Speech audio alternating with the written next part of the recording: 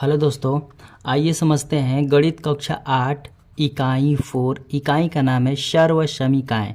देखिए, सर्वसमीका किसे कहते हैं कि वे बीजीय संबंध जो चर के प्रत्येक मान के लिए सत्य होता है, सर्वसमीका कहलाता है।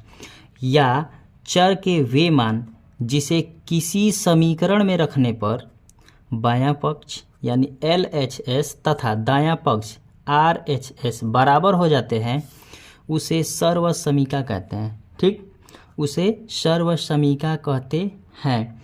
अगर यदि दोनों पक्ष बराबर नहीं होता है तो उसे हम कहते हैं समीकरण। अगर वह बराबर हो जाएगा तो उसे कहेंगे सर्वसमीका। जैसे आप एग्जाम्पल से समझिए। देखो बाबू, जैसे एग्जाम्पल से समझिए। मान लीजिए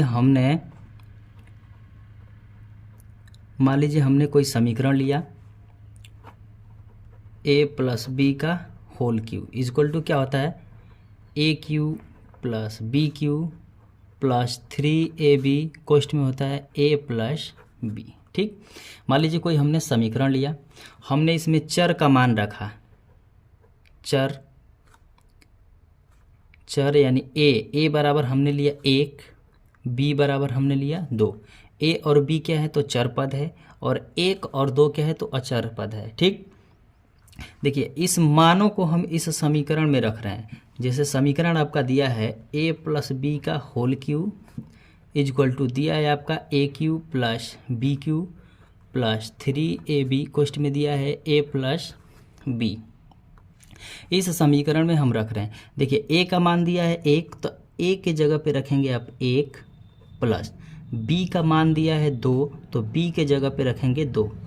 इसका क्या दिया q दिया है तो आप q करेंगे इजक्वल टू a का मान कितना दिया है 1 दिया है तो 1 रखेंगे। a पे कितने घात है 3 घात है तो 3 घात करेंगे, प्लस b पे कितने घात है 3 घात है। b का मान कितना दिया है 2, तो यहाँ पे रखेंगे b के जगह पे 2। 2 का कितने घात है 3 घात है तो यहाँ पे 3 घात लगा देंगे, प्लस 3 हो गया गुणे a का मान कितना दिया है 1 दिया है, गुणे b का मान कितना दिया है 2 तो 2 रखेंगे। कोष्ट में दिया है a प्लस b, तो a का मान है 1 और b का मान है 2, तो यहाँ पे रखेंगे 1 प्लस 2। ठीक, 2 हो गया। देखिए इन दोनों को जोड़ देंगे तो कितना हो जाएगा 3। 3 पे घात कितना होगा तो 3 घात हो जाएगा, इक्वल 1 का 3 बार गुणा करेंगे तो 1 का 3 बार गुणा करेंगे तो 1 आएगा, प्लस 2 का 3 बार गुणा करेंगे तो 8 आ जाएगा, प्लस देखिए इनका आपस में गुणा करेंगे तो 3 दूना कितना हो जाएगा 6 हो जाएगा। ये हो जाएगा आपका, जोड़ देंगे तो 3 हो जाएगा। ठीक, देखिए 3 का 3 बार गुणा यानी 3 गुणे 3 गुणे 3 करेंगे तो 27 हो जाएगा, इक्वल देखिए इन दोनों को जोड़ेंगे जब आप तो 8 एक कितना हो जाएगा 9 हो जाएगा, प्लस 6 का गुणा करेंगे किस में 3 में तो कितना आ जाएगा 18 आ जाएगा। ठीक, तो देखिए ये हो गया 27 इक्वल 18 को और 9 को जोड़ देंगे तो कितना आ जाएगा 27 आ जाएगा। यानी कि LHS इक्वल हो गया RHS के, यानी लेफ्ट हैंड साइड जो है राइट हैंड साइड के क्या हो गया बराबर हो गया। तो देखिए जब किसी समीकरण में चर के मान आप रखते हैं, अगर दोनों पक्ष यानी दायां पक्ष बायां पक्ष अगर आपका बराबर आ जाता है तो उसको कहते हैं सर्वसमीका। कि ये समीकरण क्या होगा सर्वसमीका होगा। अगर यह पक्ष जो है बराबर नहीं आएगा तो उसे कहेंगे समीकरण। तो ये हो गया आपका सर्वसमीका। ठीक, ये हो गया आपका सर्वसमीका। ठीक, तो देखिए सर्वसमीका के कुछ सूत्र हैं, फार्मूला है, जिसके आधार पे हम 4a 4b 4c को इजीली ना उसके क्वेश्चनों को हल कर सकते हैं। ठीक है बाबू, तो देखिए कुछ सर्वसमीका के सूत्र यानी फार्मूला है, उसको हम यहाँ पे समझा देते हैं आपको। देखिए बाबू सर्वसमीका का कौन कौन सा सूत्र होता है, तो देखिए पहला होता है आपका a प्लस बी का होल क्यू।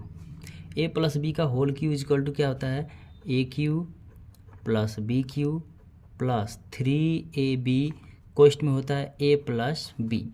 देखिए दूसरा होता है a माइनस बी का होल क्यू इजक्वल टू क्या होता है a cube minus b cube minus 3ab question में होता है a माइनस बी। देखिए तीसरा होता है a प्लस बी का होल वर्ग इज इक्वल टू क्या होता है a square plus b square plus 2ab। ठीक, देखिए चौथा होता है a माइनस बी का होल वर्ग इज इक्वल टू क्या होता है a square plus B square minus का 2ab होता है। ठीक, देखिए पांचवा होता है a प्लस बी प्लस सी का होल वर्ग इक्वल टू क्या होता है a का वर्ग प्लस b का वर्ग प्लस c का वर्ग प्लस का 2ab plus 2bc plus 2ca। ठीक, देखिए छठवां होता है आपका वर्गों का अंतर, यानी a का वर्ग माइनस b का वर्ग इक्वल टू क्या होता है आपका एक क्वेश्चन में होता है a प्लस बी, दूसरे क्वेश्चन में होता है a माइनस बी। ठीक, देखिए ये सर्व समीकरण का कुछ फार्मूला यानी सूत्र है,